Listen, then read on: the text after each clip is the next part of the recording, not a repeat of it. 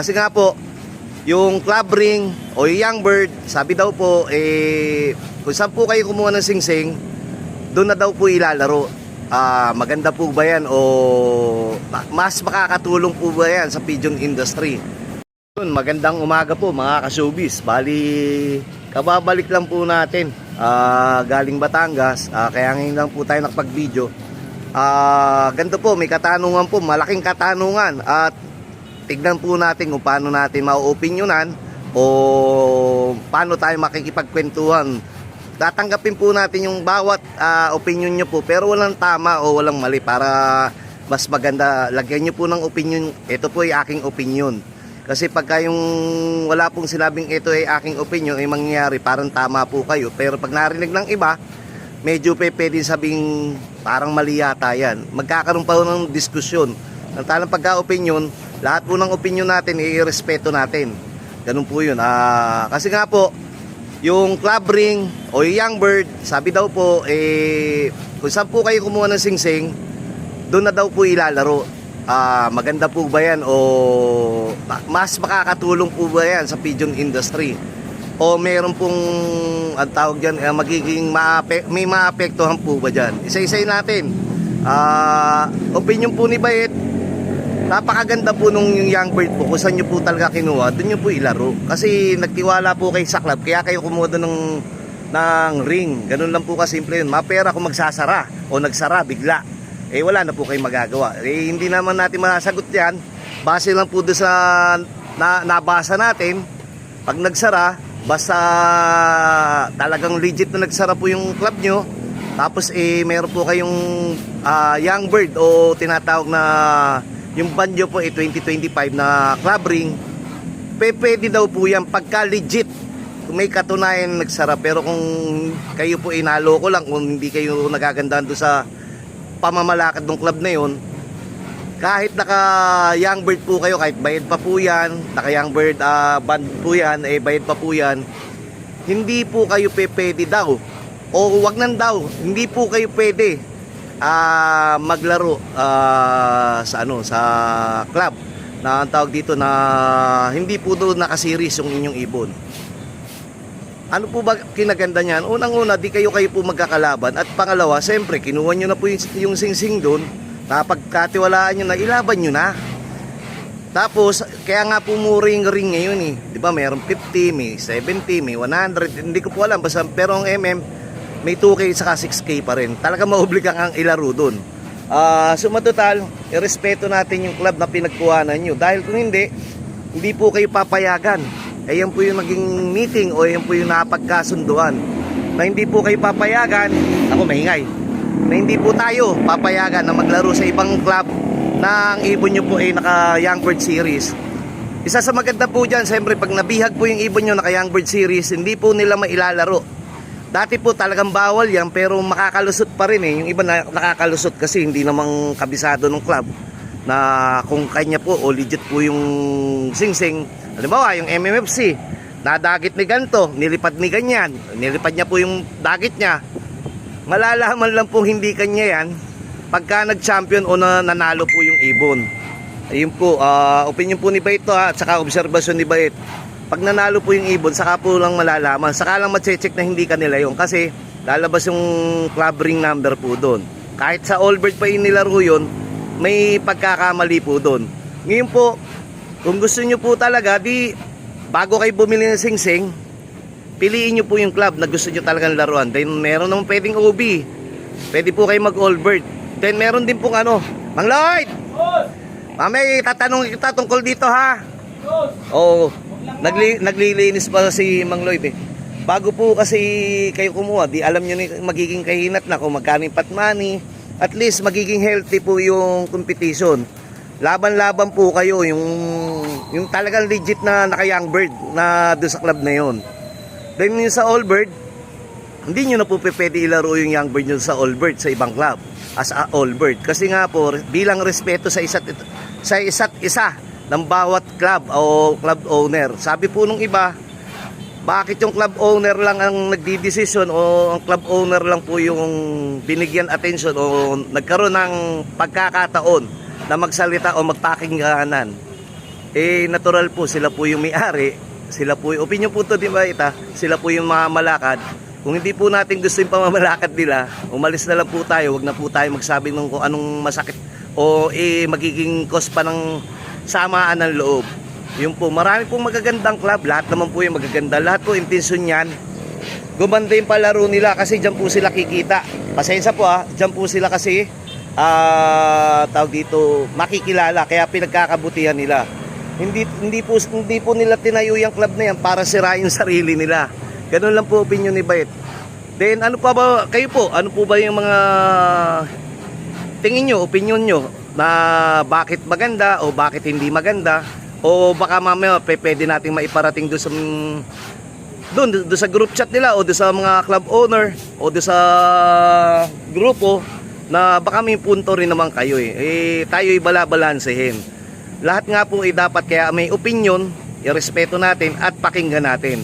Pero wag na po tayo maghusgahan. Kung may maganda, di pag-aralan po ng nasa posisyon, pag-aralan nyo po yung mga sinasabi ng inyong mga player. At kung meron namang pwedeng tanggalin o pwedeng idagdag, tignan po natin. Doon po tayo lagi sa ikagaganda. Wag po tayo sa ikaiinggit o kasi wala tayong pakinabang. Ang importante po dito, enjoyin po natin paglalaro, enjoyin po natin yung pag-iibon, at enjoyin po natin ang bawat isa. Ganun lang po. Pero wag na po suggestion, kasi pag suggestion sasama pa loob natin pagka hindi napakinggan. Opinion na lang. Sila na po ang bahala magdesisyon, sila na po ang bahala makinig sa ating mga opinion kung makakatulong naman talaga po. Mamaya po natin ituloy. What's up mga kasubis? Balik tayo mga kasubis, bali bumabalan tayo. Papapasukin na natin. Mang Lloyd! Boss! Good morning! Morning, boss! Oo, narinig mo yung sinasabi ko kanina Oo, na yung young bird. Para doon lang, boss, sa pinagbilihan ng club, boss. Oo, tama naman talaga yon. Para bilang respeto doon sa pinagkuhanan mo. At saka pangalawa, hindi senso sir, no? Tama, boss.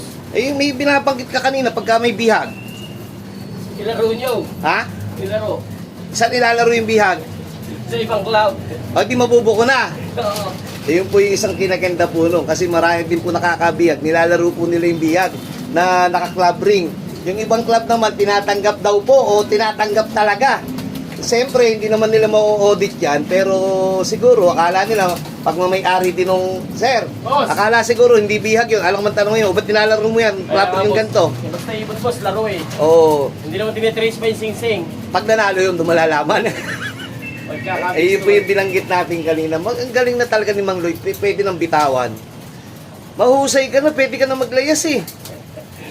Pinapalayas. Pinapalayas na. Kamusta naman yung ibon natin?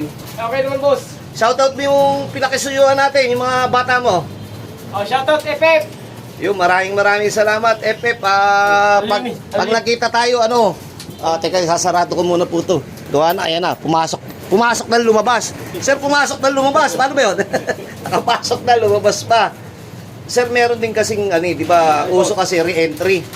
Boss. Meron nga tayo dyan, si Boy Re-entry. Hindi, pwede tayo mag-boy re-entry kung doon sa club mismo. Boss. Kasi sabi nga nung ibang may-ari ng club, pwede ka naman mag-re-entry. Lahat naman ng club ngayon may re-entry na. Yung club na nilalaro nyo, lalo na kung young bird nyo, may re-entry na.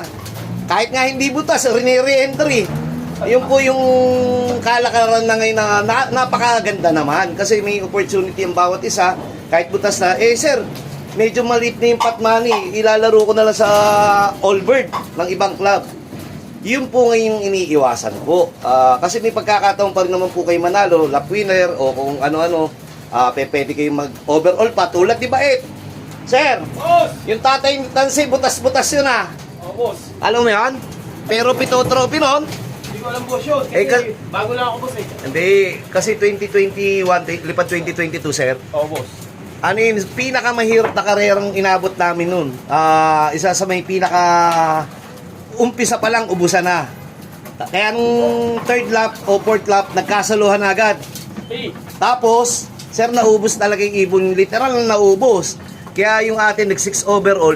Nagulat nga ako, sabi ni parang Eddie Noble, pare, i-clock mo lang yung ibon mo, papasok ka sa top 10. Sabi ko, pare, butas na yung ibon ko eh. Kailangan mo sa ibon, boss. naubos yung ibon, kayo-kayo na lang. Kaya pumasok po, may chance pa rin po tayo magka-trophy, may chance pa rin po tayo. Halimbawa, kung Tacloban naman po yan, magkaubusan, masolo mo, diin nyo pa rin. Yun nga lang po yung sinasabi nyo pong ilalaro nyo sa Allbird. Marami pong pagkakataon kasi na, Sir, Boss. maraming club maaga mag-training, maraming club maaga magpa-derby. Oo, boss. Inuunahan nila para masolo nila. Sa inyo ba ganun din sa Nueva Ecija? Ganun din, boss. Unahan. Oh, yun. Kaya marami ding club na, pero ano po nung diskarte nila yun, respeto po natin. Yung iba po, marami pong maaga nag-training, then naka-young bird po ng ganitong club, pagka po nakatapos po dun as a finisher, inilalaro naman po as a young bird. Doon po sa another club. Kasi minsan nagpapang-abot o kaya minsan tapos na isa. Yun po yung katanungan, paano kung tapos na yung karera ng club na yun, then, pwede po ba isali sa ibang club? At tulad po nung kasi sa Bagong Silang o doon sa aming lugar, maagang magpaliga yan. Maaga din napapatapos. Ano, sir? Sabi, boss. Sayari, boss nga yan. Di ba nag-re-enter kayo ng BBCM? BBCA, boss. Pero natapos na kayo. Oo, plaka na sila ng Santa Ana, boss. O, tapos? Ngayon, wala lang tubig araw. Wala, talagang ganun ang hindi porke galing na doon, yun na yun. Pero umi naman, boss. O, muwi. Pero walang excuse. Kahit mahirap ang karera, dapat nag-clock. Pero umuwi hapon na. Ay, hindi pala nawala. Ibig sabihin, nakatop lang. Cut-off, boss, pero hindi nawala. Yun. Ayun ang pinupunto. Tapos na naman yung karera ng young bird as a young bird ng kabila, di ba? Oo, boss. Ngayon, nilaro nyo ulit as a young bird pa rin, BBC. Hindi na, boss. Allbird. Ng BBCA. Pero, Pepe, sa rolling ngayon, pagka yung 2025 yung sing-sing, doon ka lang lalaro. Hindi mo pwede laro ng Allbird, boss. Ngayon ang katanungan natin, pag tapos na ang karera, hindi naman natin alam kung na-tackle ba nila sa kanilang meeting yan. Kasi, boss, di ba, pagka nag-entry ka ng young bird din, pwede mo itagos ng Allbird. Allbird, boss.